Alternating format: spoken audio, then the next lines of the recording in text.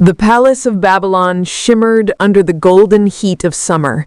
The Euphrates flowed silently beyond its gardens, carrying whispers of an empire that had stretched farther than any before it. Within the high marble walls, Alexander lay on his bed, the man who had conquered the world now struggling to conquer a fever. It began quietly, a chill at night, a dry cough, a weakness in his limbs.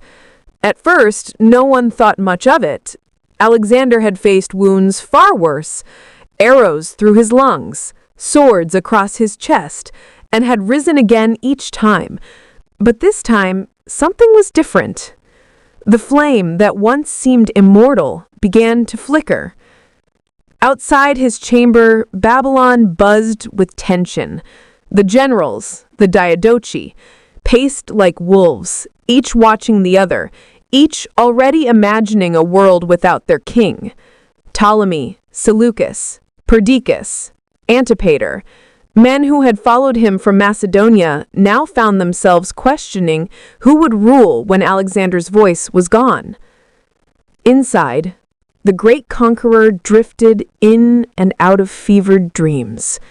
He saw faces, his mother, Olympias, his father, Philip, his teacher, Aristotle, and his beloved Hephaestion.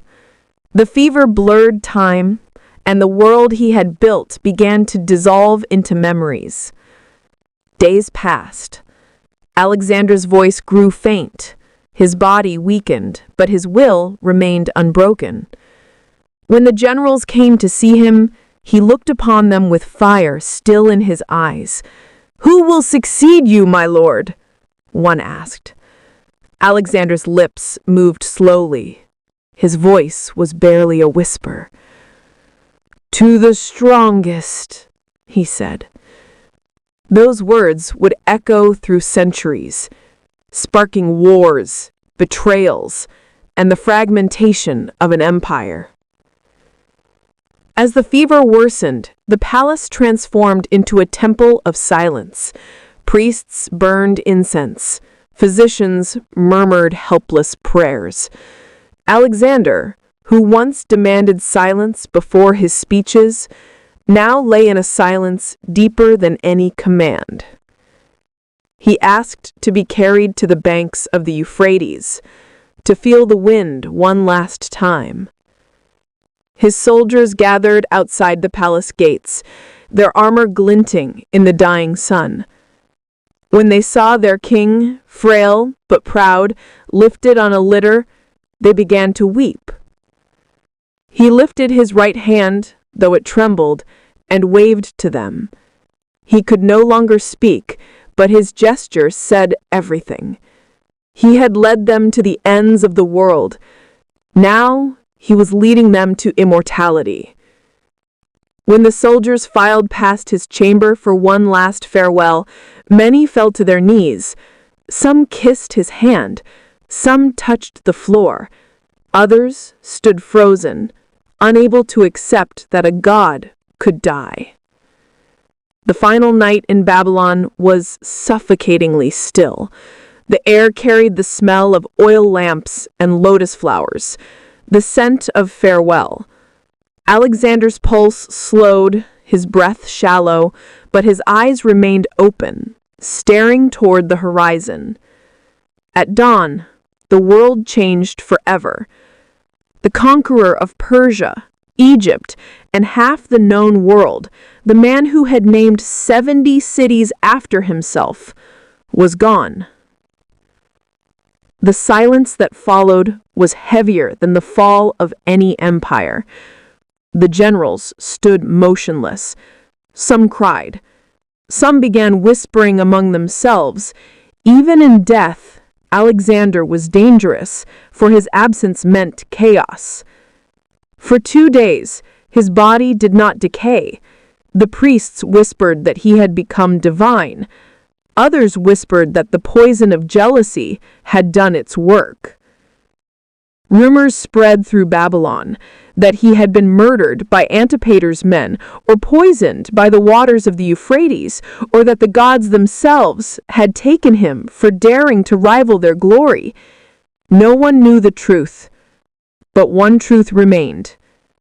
Alexander's body refused to die easily, as if his spirit still clung to the world he had created. When the news reached Macedonia, Olympias tore her garments in mourning. In far Egypt, priests prepared to receive his body, for Ptolemy had already made his move. He ordered the royal funeral procession to be diverted from Macedonia to Egypt, believing that whoever held Alexander's body held the key to his legacy.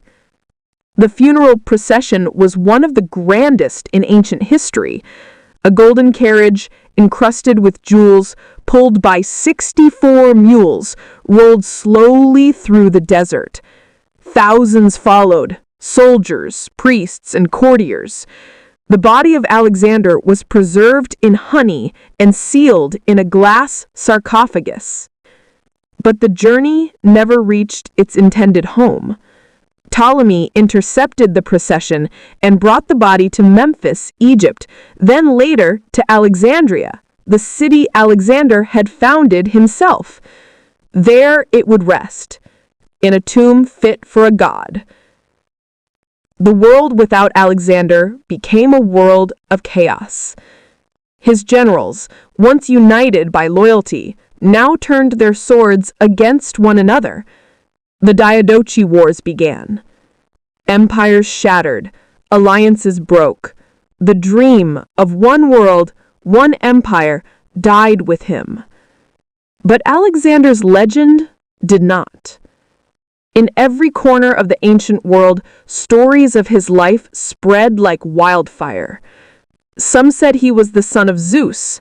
Others claimed he had found the edge of the world and glimpsed eternity. Poets sang of his courage, scholars debated his madness, kings tried to imitate his rule.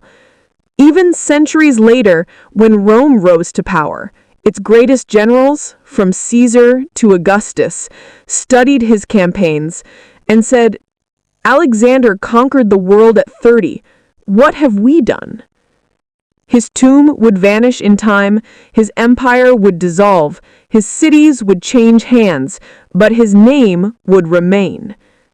For every age needs an Alexander, a man who dreams beyond the map, a man who dares to reach where others fear to go, a man who burns so brightly that even death cannot extinguish his light.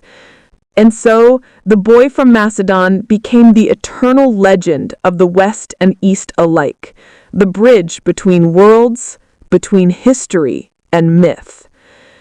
As the sun set over Babylon for the last time, the wind carried the echo of a name that refused to fade: Alexander the Great. End of part 12. Next part will cover the mystery of Alexander's tomb and the lost legacy.